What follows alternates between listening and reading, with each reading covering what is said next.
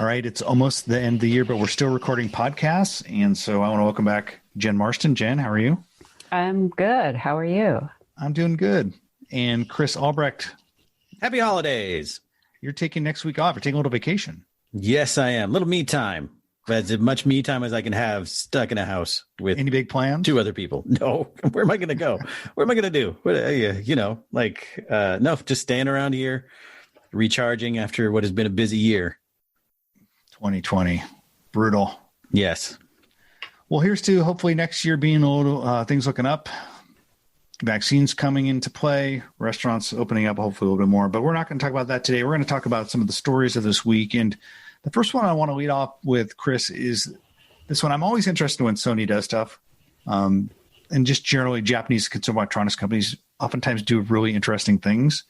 And so the news this morning that Sony AI, which is a AI spin out of Sony proper, had actually made one of their 3 big focuses food with their gastronomy flagship project. Didn't surprise me that much because Sony has been interested in both robotics and food for a long time, but I thought it's a pretty big play for them. And I think it was just interesting news. So you wrote about the story. Tell us a little bit about it. Yeah, so this was an initiative that they launched last November, but at that time it was pretty amorphous, right? What they had said is this Sony AI group was going to focus on gaming, image and sensing, and then also gastronomy. So it was like, oh, okay, so that's interesting. And then they spun out as a Sony AI as a company in April of 2020 this year. And it's really just focused on research and development using AI and robotics in those areas that I just mentioned. And so what today they announced was sort of like the 3 products that are going to be coming out from them, right? And that's one of them is an AI-based recipe creation app. The other is a chef assisting cooking robot, and then a community co-creation initiative. And the more interesting parts were, the community one is right now is just a series of videos talking with chefs, and it's about reaching out to other people. It's a bit more, vague in terms of what it's going to be. But the AI recipe creation app is pretty interesting because it seems to sort of encroach a little on like the territory of Spoonshot and analytical flavor systems, right? With their gastrograph. I think that's what it's called. Anyway, they're using artificial intelligence to come up with novel food combinations that, somebody might not think about because they're gathering data on sort of from menus and ingredients and on the molecular level. So, once again, it's an example of AI creating flavor combinations that we might not be used to. And that's really something that we've seen startups do like Spoonshot. But it'll be interesting to see what Sony does in this space. And then the other one is that they were working on a assistant robot where a chef would train the robot to cook. And it said even exceed the skills, Sony said, even exceed the skill of some. And I assume that's something like, a human hand, if you're whipping egg whites or something, can only go so fast. But if you're a robot, well, you can kind of blaze through that pretty quickly. And it's not hard to imagine how, the idea of a chef training a robot isn't that crazy. There are lots of ways that they can do that, whether it's motion capture, some kind of motion capture kind of thing and repeating it, or virtual reality training, but it's fun to see Sony kind of dive in here. We've talked about Sony robots before, but this is really sort of more on the business end of it kind of thing. Yeah, definitely this area of food has been a ripe one and a definite area of interest for a lot of the big research oriented tech firms. And I would include in that Google, IBM, and the idea of novel flavor pairings using artificial intelligence. That's one that IBM spent a lot of time on with its AI, and they partnered even with McCormick, the big that's right, yeah, flavor company, seasoning company, to do some sort of partnership there.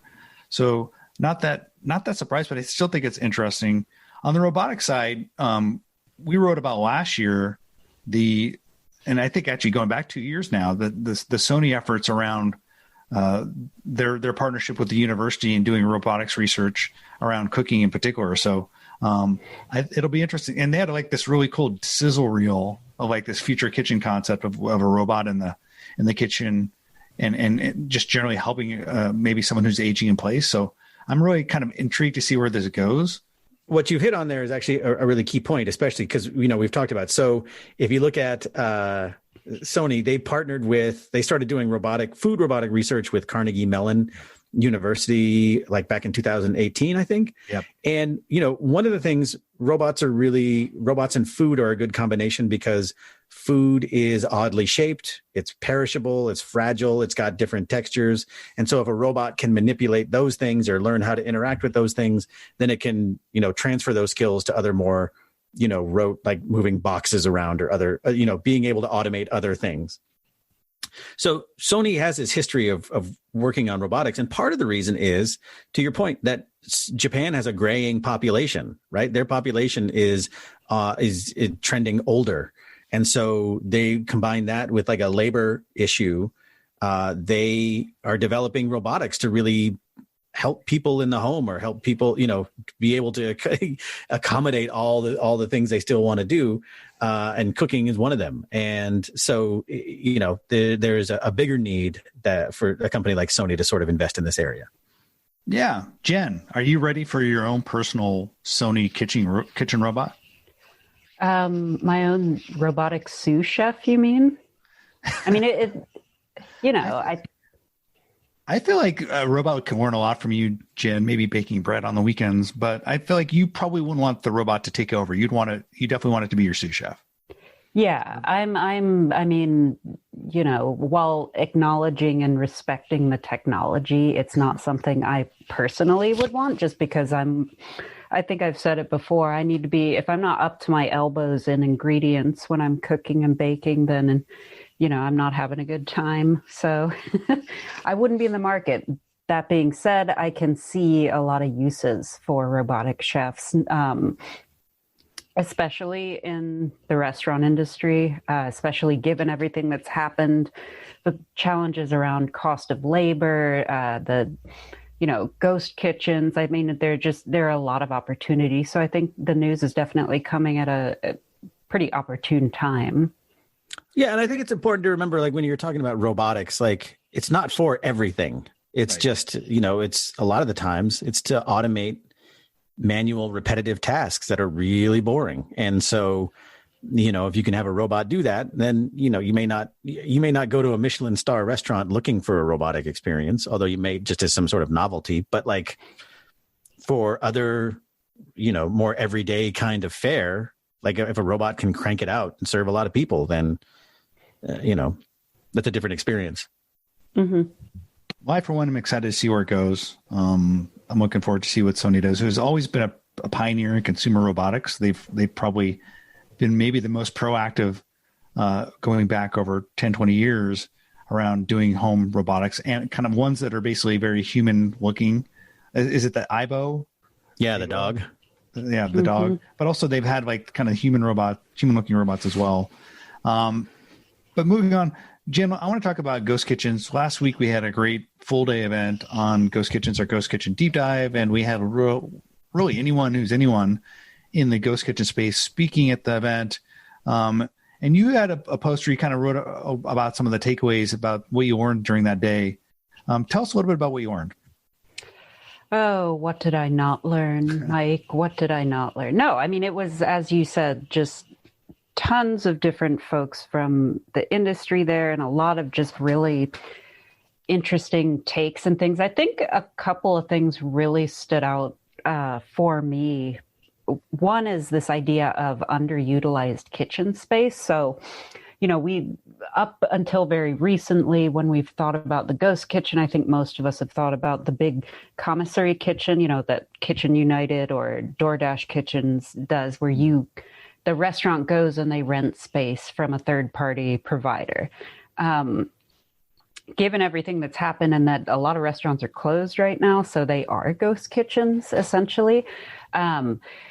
There is just, tons and tons of panelists last week, and audience members as well, just kept going back to this idea of you don't necessarily need to sign up with, a 2-year lease with a commissary kitchen. There's underutilized kitchen space out there, whether it's, a hotel kitchen that's not being used, whether it's a coffee shop that's maybe closed during dinner time, or your own kitchen. Are there areas, I think it was Jeff from Wowbow said, do you have, kind of 3 square feet in somewhere in your kitchen to accommodate the equipment to cook Wowbow's food and make a little incremental revenue off that? So I think going into next year, we're going to see a lot of creativity around how people are utilizing this underutilized kitchen space. And so I just thought that the prevalence of that topic at the event was really interesting because it's not something that we were talking about very often beforehand.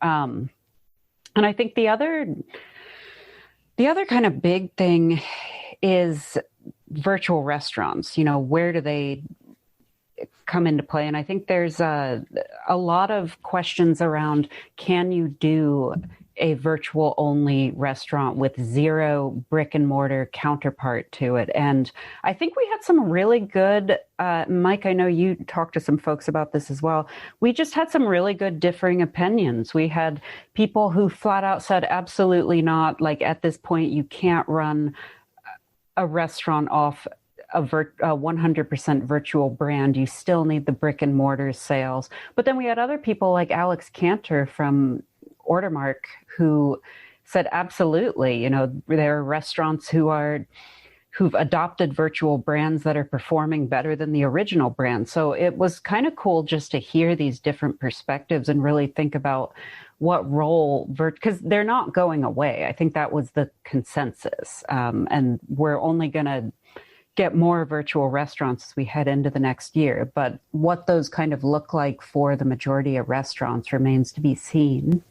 Yeah, I mean, what I took away was just the huge variation in business models, right? So talking with Carl, the COO of Reef, that's a really fascinating business, right? They are a company that is really the largest parking garage manager in the U.S. They realize they have a bunch of space that is underutilized in terms of in downtown urban cores, and they said, hey, why don't we start to drop drop trailers in the middle of these and allow people to spin up kitchens. The way they do their model is interesting. Like, they actually run the kitchens with all their own employees. So if you're a restaurant that wants to go into a new city, you'll essentially license your restaurant concept and your menu, and they basically spin it up. And there's a transfer of knowledge. Really pretty interesting. And I kept thinking how some of these are, this business is somewhat akin to like the cloud computing business, right? There's kind of infrastructure as a service providers like Kitchen United and Katopi, where they basically just have kitchens that you could go into, and then you just add on top of that, and you build out your restaurant, or you build out your kitchen, and you roll it out. Then you have full stack, kind of everything from infrastructure up to like applications with like a Reef, right? Like they're basically full stack. So it's a really interesting model, and lots of different ways in which people are going about doing this. Getting back to your concept of virtual restaurants, it reminded me, so much of the conversation reminded me about what we talked about back at Smart Kitchen Summit in October with Lawrence from Family Style, where I really heard that the emphasis had to be on building trust with the consumer, because a lot of it is like, yeah, in a world of virtual restaurants where people can just spin them up and you open up your app and DoorDash and there's like 100 new wing restaurants. Are you going to order from the one you never heard of, or are you going to order from the one that you trust, right? So I think like part of this is building trust. And this gets back to this idea of like Wowbow or whatever, just spinning up new units in different cities. You probably already heard of Wowbow. You've certainly heard of like Fatburger. And so these are restaurant chains that are using virtual restaurants in different locales. And so they don't have to actually invest in a full service restaurant, but they want to spin up in a new urban city. So it's just a new go-to-market strategy that I think is interesting. And there's lots of different ways to go to market. So it was a great day. There's a lot of different interesting. Chris, did you listen in on any of the sessions? Anything that you took away? Yeah, no, little bits here and there, but it's just what I think. Chris is saying that he didn't watch it all, Jen. He didn't watch Traitor. it. He skipped out on the whole event. Hey, someone's got to run the site. You guys scurry off and go throw your virtual kitchen party. Somebody's got to make sure stories get up on the site. Casting stones at me. I think it's just what I think is just more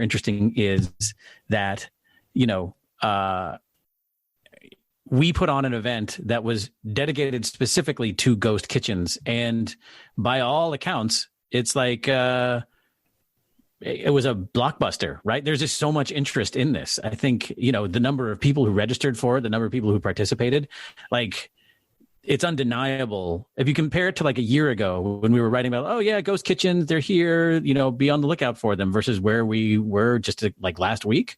Like, that's crazy. Yeah, it's also, I think it's also a testament to just how insanely fast changes, not all of them good, have come to the restaurant industry. I mean, most of the, it's another thing that was said throughout the day.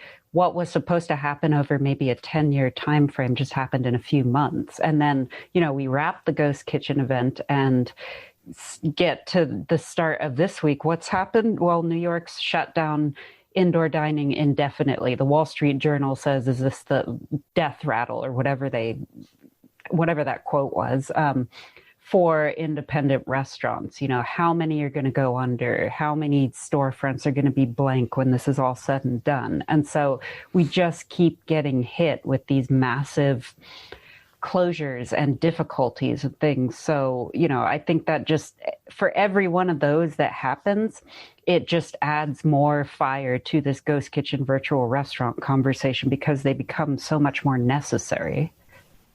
The day ended, the Ghost Kitchen event ended, where we went on a little virtual field trip, and this was probably my most enjoyable part of the event. Partly, I had moderated a bunch of sessions, but I just think getting out and having and seeing what people are doing and building interesting things. So Devin Wade, the CEO of Crave Collective, took us on a walking tour of the Crave Collective Ghost Kitchen, but it's more than a ghost kitchen, Jen. Like, it's this big facility they're building in Boise. It's really kind of the future, I think, of what a restaurant or food production facility could look like in kind of a post dine-in world. So it's basically this giant facility in Boise with a bunch of different kitchens in it for a bunch of different restaurant and chefs. And it's really just tailored towards serving people who want to order off of virtual restaurants, but also it has a takeout facility. So one of the things that we've just learned from a lot of these ghost kitchen operators is not everyone wants to actually have their food delivered by DoorDash and have to pay a $10 fee or whatever that is. They may want to order from a DoorDash or through a virtual restaurant app and actually pick it up. And so by that, it allows the consumer to save a little money. And then also someone like Crave, an operator, not to have to pay that commission fee, and kind of they can actually have a bigger margin. So I just thought it was a cool walkthrough tour, kind of a conceptualization of what the future could look like in this new ghost kitchen world. Yeah. I think what Crave's doing is really fascinating. I also, their choice to not use third-party delivery like DoorDash and Uber Eats, and they have what they call those mobile servers where they pay their own people to deliver the food. And yeah, it's just they're breaking a new path, so to speak, that we haven't seen before with ghost kitchens. So I loved that we were able to go on a little tour with them and see what that looked like. It's always good to go on a virtual field trip. The pandemic obviously had a lot to do with the acceleration of ghost kitchens, but it's also having an impact on other markets. And last week, Chris, you wrote a story about farmers in France using vending machines to sell their food, which I thought was a pretty fun story. Tell us about this. Yeah, so I think it's important just as context to people understand, like, we are entering a golden age of vending machines, right? So the idea, for people listening, if you picture a vending machine right now, you probably think of this inert metal box tucked away in the corner of some lobby or, quad at the university, or in the corner at some train station or whatever. And they've just got coils of Texas-sized buns and double mint gum, right? But that's not what they are anymore, right? They're between robotics and IoT. Vending machines are really interesting, and they're making really good food. And they're also opening up new opportunities for unattended retail. Instead of needing to build out a store or a restaurant, you can just set up a vending machine in the corner of some building, or as in the case in France, on a farm, right? So vending machines have, thanks to COVID, farmers in France are selling their food through vending machines that they place on the farm. And these are kind of replacing the stores that people would go into, right? But COVID, people don't necessarily want to go into stores anymore, according to people interviewed in the story. So they sell their fruits and vegetables in these automat style vending machines. You walk up, you go to the farm, presumably these are I'm not familiar with the rural north of France, but I presume that it's, not that far out of the way for someone to go to if you're going to a farmer's market, or if it's near a retailer or something. But you can go pop in, pay, and pick up, they're selling everything from fruits and vegetables to dairy and eggs. And if you think about it too, well, one, these things can run all night, right? So you could have somebody, you don't have to open up store hours or farm store hours for, all day. You could just have this going in the background. And people that they interviewed in the story, I think it was Barron's who broke the news, were talking about how they made their money back like within a couple of months. So they're moving like thousands of dollars worth of product in these vending machines in these unattended retail spaces. So, I think it's just, we're going to see vending machines continue to change and evolve over the coming years as they get better, more sophisticated, more connected. And you'll see them in places like farms, and you'll see them in stores. You'll see them in all kinds of places that you weren't used to seeing them. I mean, another example is Chowbotics. Their salad making robot vending machine is replacing salad bars in grocery stores in some places across the country, because grocery stores don't want to have salad bars up anymore thanks to COVID. So, they're going to be everywhere is what I'm saying. Well, a couple thoughts. First of all, you said automat. I immediately thought Jen was going to be so excited she might buy one herself, given her love for automat. But also, like, the fact that they're making back their money in like 3 months. You had some numbers in here. These things cost like 40,000 euros, but one farmer said he's generating between 10 and 15,000 euros per month. So that's a lot of fruit and vegetables. Yeah, that's my first thought. So. Well, and the other thing is that they said that they can sell them more cheaply than at a nearby retailer. So you can get farm direct food at a lower price because the retailer isn't marking it up. Well, when they have the home version, Jen, you can buy the home automat. Obviously. It doesn't make a lot of sense.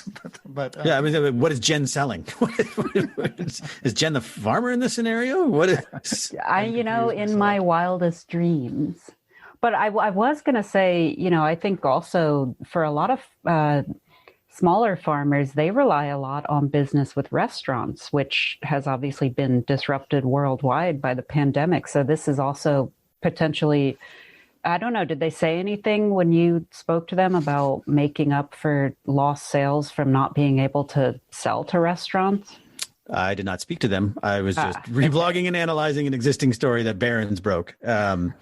But I think your point is a good one. And I think this actually continues a broader trend we've seen happening all year, which is the opening up of direct-to-consumer channels, right? Mm-hmm. Typically, we've written about that as it relates to Impossible Burger opening up its own website to sell food directly, or PepsiCo launching snacks sold directly, right? Those are what we've been thinking of. But if you think about a vending machine, that's just another direct-to-consumer play. It's just a physical one, and one that doesn't rely on, you get the benefits of having a direct-to-consumer sales without needing to build out an entire store and, have someone, attend it all day. Yeah. So moving on to the final set of stories this week, I want to talk a little bit about food waste, because it does seem like it's an area that we're seeing more and more interest from the big food brands, as well as retailers, also seeing interest from venture capitalists. And so the first story that I want to talk about, Jen, you wrote about Full Harvest partnering up with Danone. Danone, I always feel like, I don't know how you say Dan one? Dan one. I always say Danone. And I should know this. I actually spoke at a Danone event in France last year. So. Brag. But which actually Andre Agassi showed up at, which is surprising. Double brag. Double brag. Yeah, wow. Sorry, welcome to the Food Tech Name Dropping Podcast. But I didn't get into the session. Like, they wouldn't let me in because he'd already started speaking, and you're not supposed to go in. You weren't supposed to go in when people had already started speaking. So I missed the only speaker I wanted to see. I had actually taken a bathroom break, and then they started it while I was away. So I actually missed Andre Agassi. So it's kind of lesson learned. Never go to the bathroom. Lesson learned.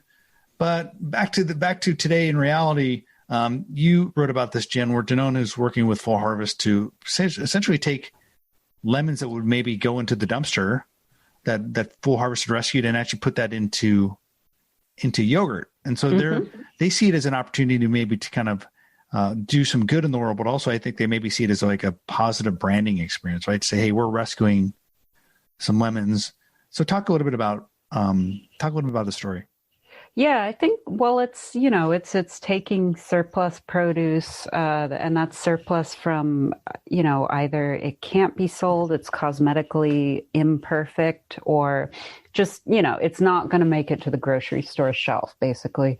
And instead of chucking that in the landfill, which is typically what would happen, they're taking that and using the lemons in their yogurt to make a lemon flavored yogurt. I think the sort of bigger interesting point here is that, because this is something Full Harvest has been doing, and you have other food, we'll call them food rescue services that grab that surplus produce. But Full Harvest has teamed up with a major food producer here to upcycle. Well, I guess it's not really upcycling. It's just using this surplus food in a food ingredient that's going to go on store shelves. So I think it's really encouraging that a major CPG like Danone is getting involved with this. I think it means that, probably what'll start to happen is we'll see other announcements like this from other CPGs trickle in. And then, hopefully at any rate, at some point, it just becomes the norm, is taking this surplus produce and using it in other consumer packaged goods.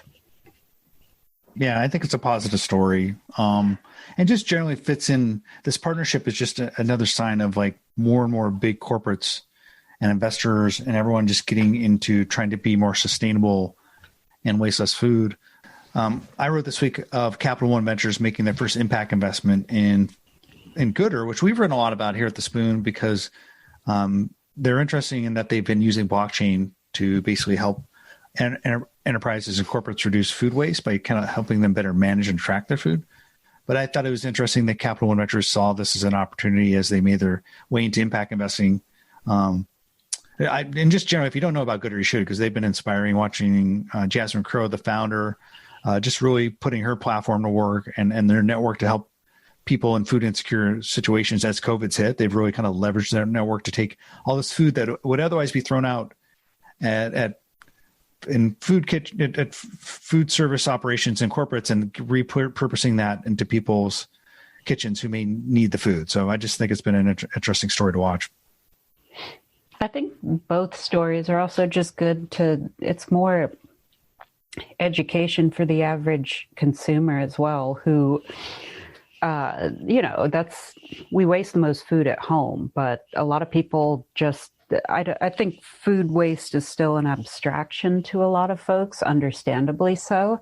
And the more kind of stories we can get like these, just the less abstract it becomes, the more people learn and are kind of aware of, why we have a food waste problem, how big the food waste problem is, and, just what's being done to change it.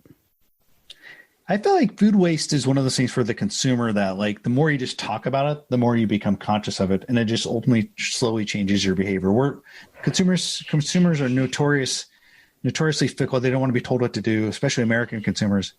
But the more you just kind of get it in their mind by osmosis and about how much food they're wasting, you just become more thoughtful. I know that my own food purchasing behavior, I just buy way less. I used to be one of those, like a lot of people, we just go to Costco, stock up on a bunch of meat, and then maybe some of that would be wasted. And I just feel so horrible now when food goes to waste that it's like I'm much more careful about what I buy. I would agree with that. I will say, I had the same experience, Mike. I think awareness is good, but it will only go so far. I mean, I think the folks listening in on this podcast and those of us speaking on this podcast, we're probably pretty conscious about that sort of thing anyways, by virtue of the industry we're in. I wouldn't say that about everyone on Earth. And so I think another theme in food waste that's come up in a lot of conversations I've had recently is, the solutions that come up to help consumers fight food waste, they have to be easy. They have to require very little thought on the part of the consumer, because consumer behavior is notoriously difficult to change. Well, it's heartening. It's embarrassing that the food waste problem is as big as it is, but it's heartening to see that there are so many people tackling it from so many different angles, from misfit markets and imperfect produce, right, to Karma, to Gooder, to Copia. Is that the other one? Copia, yeah. They're, pardon? Appeal. Yeah. So many people are tackling this problem from so many different angles that it's nice to see, whether it's efficiencies in the supply chain or, meal planning or whatever. Like, it's just, it's like so many things. There's the good and the bad, the bien et le mal. Well, we should do this at some point just for fun. If you take that food waste market map we did in 2019, that thing is so outdated now because there's so many more companies involved in all those different categories, which is pretty awesome that it's grown that quickly. So that's what you're working on, Jen, for this week? Updating. I think you just volunteered. Did I just give myself more work? Yeah, wow. Rookie mistake. I wasn't even thinking about the food map. Now I am. Food waste. Now. Now that we were pretty early on that food waste map, and you're right. Like, there's been so many new and interesting approaches and arrivals, which is exciting. Like, food waste is become one of those things that I think I think venture capitalists realize they can make money from. It initially, the initial kind of concept around food waste reduction was it was hard to monetize for venture investable startups, but I think that's changing. Companies like Appeal and the imperfect produce guys, and hopefully at some point we'll see startups in the consumer space, like consumer appliances, that are helping to tackle this problem. I think people are realizing that this is an opportunity to make some money. So that's exciting. So we'll be looking forward to your new and updated food waste map next week, Jen. Yep. But I know apparently, as everyone's going out and having, we're going to probably get one more podcast out before the end of the year. Chris is on vacation next week. So maybe, Jen, you and I can do solo one. And, that might be fun. And then maybe the week after that, Chris, you'll be back with you well rested and ready. One hopes. But thank you everyone for listening in, and thank you guys for joining me. Thanks, everybody. Take it easy. Talk to you later.